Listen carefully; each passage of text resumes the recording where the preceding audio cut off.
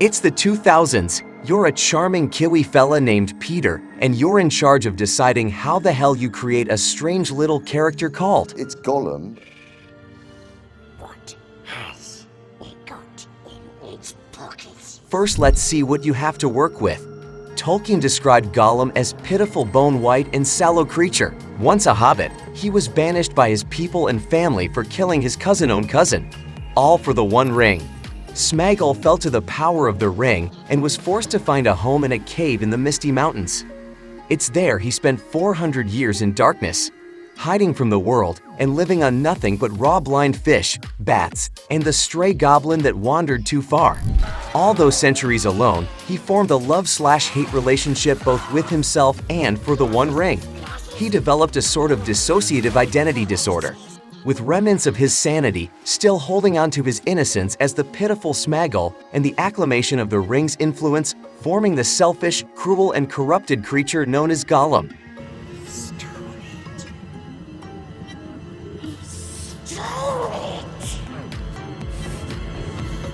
So, how the hell do you make a creature like that? It's the 2000s, and obviously you just need to utilize the talents of the best visual effect artists that money can buy, pioneer an incredibly new mocap technology, improving upon the technology, talents, and techniques from Star Wars, The Phantom Menace, and hope that getting your incredibly talented actor to run around in spandex in the freezing New Zealand countryside wearing nothing but knee pads and lycra running those snow, bogs, and freezing rivers, and then getting him back to refilm scenes on a mocap stage to reperform all the scenes to provide as much reference material and movement data for VFX artists to try turn scenes like this into an award-winning masterpiece. That sounds easy, right? Well, for Peter Jackson, Andy Serkis, and the amazing crew and godly VFX talented team over Weta, they made it look damn easy. No one had really done a CG creature mixed with live action with Gollum-level believability and detail before. We had seen a lot of CG creatures, but none to the level of Gollum. He was more than just a creepy monster. He had nuance, he showed emotion, he was more than just a machine or a creature. And the film he needed to get us to believe that too. But how the hell did they do it? 3 words: attention to detail, and perfecting the imperfections, and inventing new VFX technology, and pioneering new filmmaking techniques, and sheer raw passion and talent. But first, the design. Let's not lie to ourselves, it's just perfect. I mean, look at him. Just cartoony enough to where we don't feel the uncanny valley of seeing a fake person. To all we know, this is what a hobbit would look like after 400 years of surviving in a lightless cave. Creepy and pitiful, realistic and fantastical. They nailed it. You want believable interactions with the environment and on-screen chemistry with other actors. Simply you get your actor to actually be in the scene interacting with the sets and environments. Audiences can tell when someone's looking at nothing and talking to no one. When do we leave? Thor?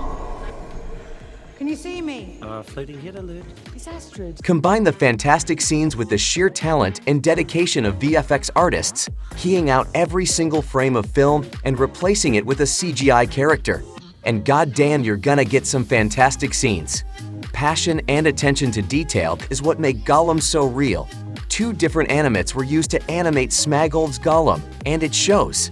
They were able to make the amazing performance of Andy Serkis feel even more differentiated and animated.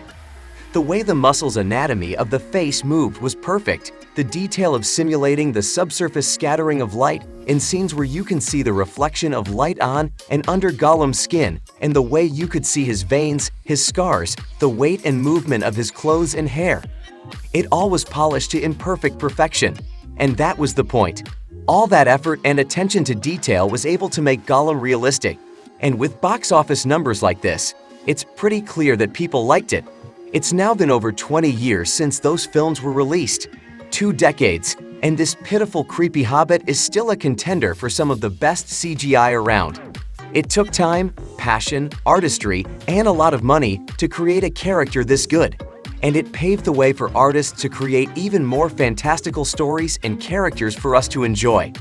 There's a reason why people never shut up about this character, myself included, because after 20 years it still holds up. When you watch these films, you're not thinking, that didn't age well, or man, this CGI looks bad, or why am I watching an actor jump around in freezing water for a fake fish? We're simply able to get lost in this adventure of a story.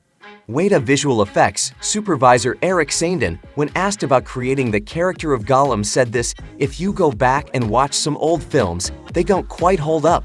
Jurassic Park, that one still holds up today, and that's because they did the same we're trying to do.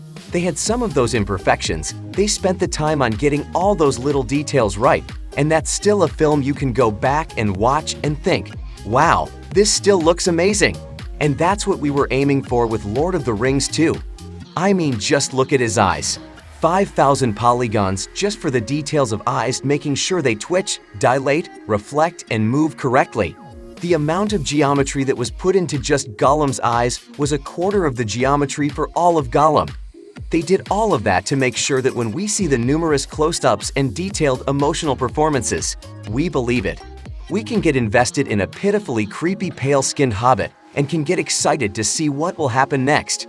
We get to enjoy seeing his innocence return and watch in dismay when we see the corruption of the ring cause his downfall. We shouldn't care about some CGI, make-believe little creature obsessed with jewelry with a craving for raw fish.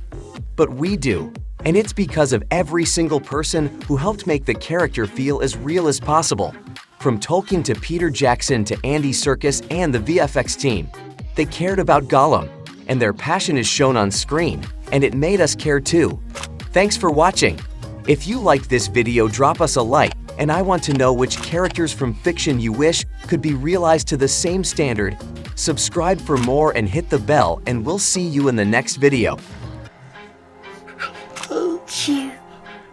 Where would you be without me? Ellen, Whalen, I saved us. It was me. We survived because of me. Master doesn't like you. Master doesn't get it. He does care. Master is using you.